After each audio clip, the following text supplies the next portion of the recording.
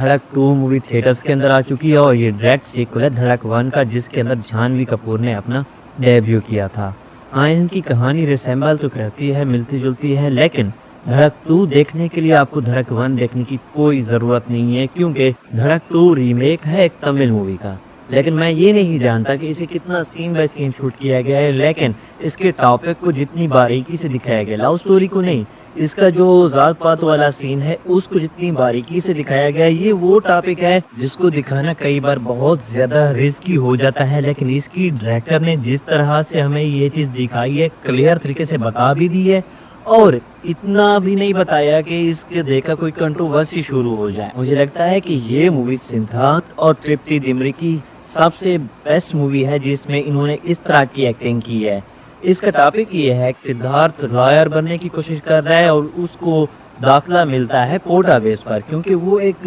نچلی ذات سے آتا ہے ایک طریقے سے، لیکن جب وہ وہاں پر جاتا ہے پڑھنے کے لیے، وہاں پر اسی کلاس میں ترپتی ڈمری بھی ہے، ان کی لو سٹوری شروع ہوتی ہے، لیکن اس کی ذات کو لے کر کئی بار کے پوری فلم میں ہی اسے تماشا بنایا جاتا ہے کہ یہ ہمارے ساتھ بیٹھ نہیں سکتا، کھا نہیں سکتا، ہماری ذات کی لڑکی کے ساتھ شادی نہیں کر سکتا۔ لیکن لو سٹوری کس سے زیادہ میں یہ آپ کو بتا رہا ہوں کہ یہ مووی دوسرے ٹاپک کو ایکسپلور کرتی ہے، اور اسی ٹاپک کے دوران اگر کچھ چیزیں سیدھی بھی ہو رہی ہوتی ہے، اور انہوں نے ایک سیریل کلر کو ڈالا ہوا ہے۔ سیریل کلر کی اتنی پرفیکٹ ٹائمنگ ہے کہ اس کو دیکھتے ہی نفرت شروع ہو جاتی ہے، اور اس کو پلے کیا ہے سوربھ سچدیوا نے، جس کو آپ نے پشپا 2 کے اندر بھی دیکھا ہوا ہے، جس کا پشپا ہیلی کاپٹر لے کر بھاگ جاتا ہے۔ لڑکا وکیل تو بننا چاہ رہا ہے، لیکن وہ اپنے لیے نہیں بن رہا ہے کہ پیسے کما لے گا یا اس کی سوسائٹی میں کوئی امیج بن جائے گی، بلکہ اپنی کاسٹ کے لیے، پوری کاسٹ کی ہی امیج بنانے کے لیے وہ وکیل بن رہا ہے، کیونکہ اسے پتا ہے